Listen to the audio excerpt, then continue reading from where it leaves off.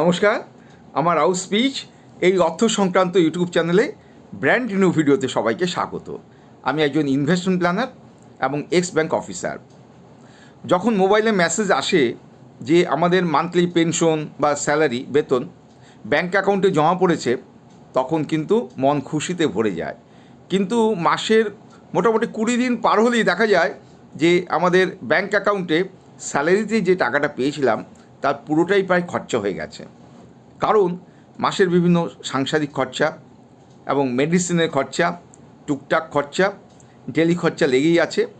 কিন্তু অনেক বেলাগাম খরচা আমরা করে ফেলেছি, কারণ আমাদের মন বলছে যে আমাদের খরচাটা করি, এবং বিভিন্ন কোম্পানি বলছে আমাদের মনের মধ্যে ডিমান্ড বাড়িয়ে দিয়ে যে তুমি খরচাটা করো। তার ফলে দেখা যাচ্ছে প্রতি মাসেই ভাবি যে অনেক টাকা জমাবো, কিন্তু আর জমানো হয় না। তাহলে এই বেলাগাম খরচাগুলো কী এবং সুষ্ঠুভাবে কিভাবে সংসারে বিভিন্ন খরচাগুলো করে, যেগুলো আমরা করতে বাধ্য হই, কারণ এগুলো তো করতেই হবে, সংসারে বিভিন্ন খরচাগুলো রয়েছে, চাল ডাল কেনা থেকে শুরু করে নানান জিনিস। তাহলে ওই বেলাগাম খরচাগুলো কি, সেগুলোকে ধরতে হবে। আজকে আলোচনা সেটাই, এবং দেখবেন যে বছরে আমাদের কত টাকা সেভিংস হয়, এবং তারপর সেই টাকাটাকে যদি আমরা ইনভেস্টমেন্ট করতে পারতাম তাহলে কিন্তু অনেক টাকাই আমাদের জমে যেত। যার যেমন আয় তার তেমন খরচা, এটা তো বলাই হয়। কিন্তু দেখা যায় যে এই খরচাগুলো কিন্তু হাতের বাইরে চলে যাচ্ছে প্রতি মাসেই, এবং তার ফলে আমাদের যে সেভিংস সেটা প্রায় হচ্ছেই না। আজকের আলোচনা সেটাই। এবং আমার এই চ্যানেলে যদি এখন পর্যন্ত কেউ সাবস্ক্রাইব না করে থাকেন, যারা দেখছেন তাদের প্রতি আমার বিনম্র অনুরোধ যে আমাকে উৎসাহ দেওয়ার জন্য আমার এই রাউস স্পিচ চ্যানেলটিকে সাবস্ক্রাইব করে দিন, পাশে রাখা বেল আইকনটি বাজিয়ে দিলেই হলো। শুনতে থাকুন যে বেলাগাম খরচাগুলো কী কী এবং কেন হয়, এবং কিভাবে এটাকে অ্যারেস্ট করা যায়। আমরা প্রতিনিয়ত ভাবি যে আমার পেনশন বা স্যালারি অনেক কম, এবং প্রতিনিয়ত জিনিসপত্রের দাম বাড়ছে, ইনফ্লেশন বা মুদ্রাস্ফীতি বাড়ছে, সেই কারণে আমরা সংসার সামলাতে পারছি না। কিন্তু দেখুন, চারদিকে একটা আধুনিকতার ছোঁয়া, এবং বিভিন্ন কোম্পানি আমাদের মনের মধ্যে একটা ডিমান্ড তৈরি করছে যে একটি নির্দিষ্ট জিনিস কিনতেই হবে, এবং রোজকার সেই জিনিসগুলো আমরা গুগল পে এবং ফোনপের মাধ্যমে পেমেন্টগুলো করে যাচ্ছি। তার ফলে দেখা যাচ্ছে আমাদের মান্থলি যে স্টেটমেন্ট, তার মধ্যে কতগুলো খরচা করেছি, কত টাইমস, সেটা কিন্তু অনেকটাই বেড়ে যাচ্ছে। এবার বেলাগাম খরচাগুলো দেখুন কি কি আমরা করে ফেলি। মাসে বড় সেভিংস হবে যদি আপনি রোজকার যে কাঁচা বাজার কেনা হয় সেটাকে আপনি রোজ কিনুন। দ্যাট মিন্স আমরা রোজকার কাঁচা বাজারের কথা বলছি, কিন্তু দেখা যাচ্ছে আমরা 3-4 দিনের বা কেউ হয়তো 1 সপ্তাহের কাঁচা বাজার নিয়ে বাড়িতে ঢোকেন। এর ফলে দেখা যাচ্ছে যে আস্তে আস্তে ওই জিনিসটি টাটকা থাকে না, ফ্রিজে থাকে। যদি আমি রোজকার একটা লিমিট করে নেই যে আমি একসাথে 400-500 টাকার বাজার না করে, কাঁচা বাজারের কথা বলছি, আমি আজকে 100 টাকার বাজার করব, বা 120 টাকার বাজার করব, তাহলে কি হবে, ধরুন যে বাজারটি রয়েছে যেখান থেকে আপনি কিনছেন সবজি বাজার, সেটা হয়তো বাড়ি থেকে 10 মিনিটের দূরত্ব, 15 মিনিটও হতে পারে, ধরুন 10 মিনিটের দূরত্ব। কেন বলছি, এখন কাছাকাছি বিভিন্ন বাজার রয়েছে। তাহলে আপনি 100 টাকার বাজার কিনলেন, পরের দিন আবার 100 টাকার বাজার কিনলেন, টাটকা সবজিটা থাকলো, এবং খরচাও দেখবেন কম হবে, কারণ ওই সবজির মধ্যে চলতে হবে। একসাথে যদি অনেক সবজি আপনি কিনে রাখেন, দেখবেন তার হিসেব থাকবে না। এবং তার ফলে আপনাকে অনেক সময় দেখা যাবে যে ওই দূর থেকে আসতে গেলে রিক্সা চড়তে হয়, কারণ অনেকটাই সবজি বাজার থাকে, কিন্তু আপনাকে রিক্সা চড়তে হবে না। তাহলে সবজির বাজারের ক্ষেত্রেও একটা নির্দিষ্ট টাকা মেনটেন হলো যে 110, 120, তার বেশি আমি খরচা করব না। আরেকটা বিষয় হচ্ছে যে আমাকে রিক্সা চড়তে হচ্ছে না। অতএব 20 টাকা 30 টাকা পার ডে, সেই হিসাবটা আপনি বছরে দেখুন কত টাকা সেভ হচ্ছে, সেই রিক্সার খরচাও কিন্তু বেঁচে গেল। প্লাস একটা সিস্টেমেটিক এবং একটা টাইট ব্যাপার থাকলো যে এই নির্দিষ্ট খরচাটাই আমি করব সবজি বাজারে। এটাও কিন্তু একটা বিরাট সেভিংস। অনেকেই দেখবেন যে লোকাল জায়গায় তারা মোটর বাইকেই যাতায়াত করে, সারাদিনই দেখছেন যে তারা মোটর বাইকে চলছে, স্কুটারে চলছে, যখনই তাদের দেখতে পাবেন। দেখা যাচ্ছে হয়তো কাছাকাছি কোথাও যাবেন, বাজারে যাবেন বা কোনো বন্ধুর বাড়ি যাবেন, লোকালি দেখবেন সবসময় মোটর বাইকে চড়ছেন। তারা যদি হয়তো মোটর বাইক চড়তেই হবে, কিছুটা দূর গেলে, এটা হতেই পারে। কিন্তু এই ক্ষেত্রে সব সময় নয়। এই ক্ষেত্রে কিন্তু যতটা তিনি মোটর বাইক কম চড়বেন, কারণ কম দূরত্বে কথা বলছি, ততটা কিন্তু পেট্রোল সাশ্রয় হবে। এখন কিন্তু পেট্রোলের দাম অনেকটাই বেড়ে গেছে। বছরে হিসাব করুন এবং দেখবেন বছরে 15 থেকে 20,000 টাকা কিন্তু সাশ্রয় হচ্ছে। এবং হাঁটাচলা করলে শরীরও কিন্তু ভালো থাকবে, কারণ সবসময় তিনি মোটর বাইকে বা স্কুটারে চলছেন। যে বাড়িতে দুবেলাই রান্না হয়েছে, কিন্তু দুপুরে বা রাতে ওই দিনেই একটা অর্ডার হয়ে গেল বাইরে থেকে খাবার আনা। দাদা বৌদি, জেমেটো, সুইগি, এই বিভিন্ন কোম্পানি রয়েছে, এগুলোতেই কিন্তু খাবার অর্ডার চলে গেল, কিন্তু বাড়িতে রান্না হয়েছে।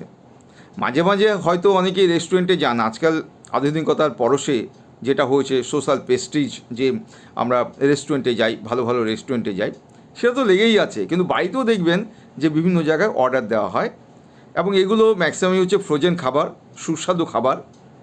এক্ষেত্রে কত খরচা এক্সট্রা চলে যায় চিন্তা করুন। কোনো বাড়িতে যদি দেখা যায় যে দুদিন খাবার আসছে, সেটা বিভিন্ন রকম খাবার, স্ন্যাক্স হতে পারে, সেই ক্ষেত্রে পুরো ডিনার বা সেই ক্ষেত্রে লাঞ্চের ব্যাপার হতে পারে, তাহলে 500, 600, 1000 টাকাও কিন্তু খরচা হতে পারে। তো সপ্তাহে যদি একদিন দুদিন হয়, তাহলে 52 সপ্তাহে কত খরচা হলো? সেই ক্ষেত্রে কিন্তু প্রায় অনেক খরচা, মানে 40,000, 50,000 টাকা কিন্তু খরচা বছরে হয়ে গেল।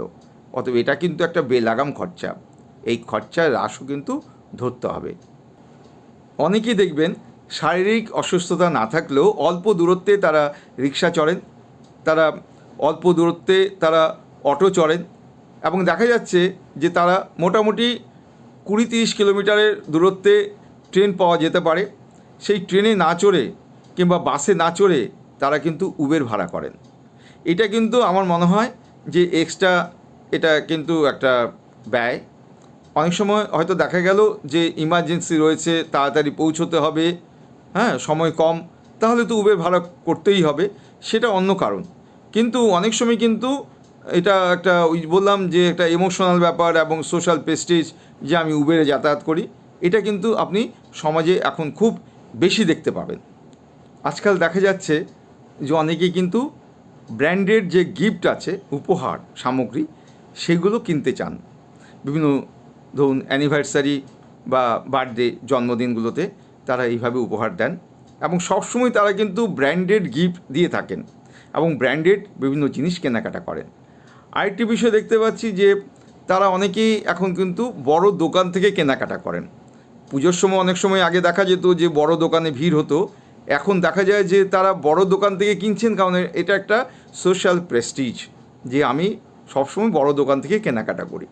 আরেকটি রয়েছে অনলাইন শপিং, সেটা ফ্লিপকার্ট, অ্যামাজন থেকে অনলাইনে তারা শপিং করে থাকেন। বিভিন্ন সময় বিভিন্ন গ্র্যান্ড ডিল হয়ে থাকে, সেটা অন্য ব্যাপার। সেখানে অনেক কম খরচায় অনেক জিনিস কেনা যায়, এবং অনেক জিনিস যেগুলো সাধারণ দোকানগুলোতে পাওয়া যায় না বা খুঁজতে হয়, সেগুলো অনলাইনে ফ্লিপকার্ট বা অ্যামাজন থেকে পাওয়া যেতে পারে। কিন্তু এখানে কি হচ্ছে, একটা কোম্পানি যে ডিমান্ড তৈরি করা, তারা কোনো একটা জিনিস কিনতে দিলে, মানে কিনতে চাইলে দেখা যাচ্ছে যে তারা ওই ধরনের অনেকগুলোই তারা বিভিন্ন দামের জিনিস এবং মানের জিনিস তারা সামনে উপস্থিত করছেন। ফলে অনলাইনে অনেকেই সেগুলো কিন্তু কেনেন, কিন্তু দেখা যায় যে অনেক বেশি কেনা হয়ে যায়। কারণ এক্ষেত্রে একটু বেশি কিনলে বেশি ছাড় পাওয়া যায়, অনেক সময় ইএমআইয়ের সুযোগ আছে। ফলে সেক্ষেত্রে তারা ভাবে যে আমি 2 বছর ধরে 3 বছর ধরে খরচা করব, মানে আমরা মান্থলি পেমেন্ট করব। অতএব এই খরচাটি কিন্তু আমার মনে হয় এক্সট্রা। এবং এই ক্ষেত্রে দেখবেন অনেক সময় বিভিন্ন জায়গায়, যেমন ব্লিঙ্কিট, এসব জায়গাতে যে অর্ডারগুলো দেওয়া হয় বা মার্টে, সেখানে দেখা যাচ্ছে যে মিনিমাম হয়তো 500 টাকার জিনিস কিনলে দেখা যাবে যে অনেক ছাড় পাওয়া যাবে, বা এক্ষেত্রে ডেলিভারি খরচাটা লাগবে না। ফলে অনেকেই কিন্তু আগ্রহী হন যে দরকার পড়ুক আর না পড়ুক এক্সট্রা জিনিস কেনার। এইভাবে দেখা যাচ্ছে যে বিভিন্ন কোম্পানিগুলো সবার সামনে ডিমান্ড তৈরি করে দিচ্ছে, মনের মধ্যে প্রত্যেকের একটা ডিমান্ড তৈরি হচ্ছে। যেই ডিমান্ডের ফলে আমরা মজা করে বলি যে এস্কিমোদের দেশে গিয়ে, গ্রিনল্যান্ডে ঠান্ডার জায়গায়, সেখানে বিক্রি করা হলো ফ্রিজ, রেফ্রিজারেটর। এটাই হচ্ছে একটা মার্কেটিং। এই মার্কেটিংয়ের কোপে পড়ে গেছি আমরা সবাই। ফলে আমাদের মান্থলি যে ইনকাম, যেটা স্যালারি, তার খরচার অনেকটাই আমরা করে ফেলি এইভাবে। যাই হোক, অনেকেই আবার দেখবেন যে বিভিন্ন প্রতিষ্ঠানের তারা মেম্বারশিপ নিয়ে থাকে, দরকার হয় না, কিন্তু এটা হচ্ছে সোশ্যাল প্রেস্টিজ, সবাইকে দেখাবো। এবং আরেকটা জিনিস দেখতে পাচ্ছি যে তারা টিভির বিভিন্ন চ্যানেল তারা নেন। এখন যেমন বিশ্বকাপ চলছে, অনেকেই সেই চ্যানেল নিয়েছেন, এটার কিন্তু যৌক্তিকতা রয়েছে। কিন্তু দেখবেন অনেকগুলো চ্যানেলই আছে টিভিতে যেগুলো কিন্তু ব্যবহার করা হয় না, সেগুলো চালানো হয় না, কিন্তু সেগুলো নিয়ে বসে আছে। সেখানেও কিন্তু অনেকটাই কিন্তু সেই ক্ষেত্রে আমরা খরচা কমাতে পারি। আরেকটি বিষয় হচ্ছে, অনেকেই ভাবেন যে জীবন তো একবার, অতএব এত হিসেব নিকেশ করে কি হবে। আমার মতে যে অবশ্যই মনের চেতনা থাকা দরকার এবং মিতব্যয়ী হতে হবে, না হলে টাকা মানে স্যালারি থেকে টাকা বেরিয়ে যাবে, মানে স্যালারি টাকাটা পুরোটাই খরচা হয়ে যাবে। অতএব এই ক্ষেত্রে আমরা ভাবতে পারি যে আমাদের ইনভেস্টমেন্টটাকে আমরা অবশ্যই করব যদি আমরা এই যে বেলাগাম খরচাটাকে বাঁচাতে পারি। এই ক্ষেত্রে অনেকের আবার ভাবনা যে আমরা ধার তো করছি না, কিন্তু দেখুন ইন লং রানে এই ক্ষেত্রে কিন্তু ভালো কর্পাস আপনি তৈরি করতে পারবেন না। তারপর তো কোথায় আপনি বিনিয়োগ করবেন সেই ব্যাপারে অনেক আলোচনা আছে, আমার এই চ্যানেলে অনেক ভিডিও আছে যে আমরা কোথায় কোথায় বিনিয়োগ করলে আমাদের অনেকটাই এক্ষেত্রে আমরা জীবনে কর্পাস, ভালো কর্পাস, বড় কর্পাস তৈরি করতে পারি এবং আমাদের যে মানসিক চিন্তা, অর্থনৈতিক যে চিন্তাভাবনাগুলো সেগুলো অনেকটাই কিন্তু দূর হয়ে যায়।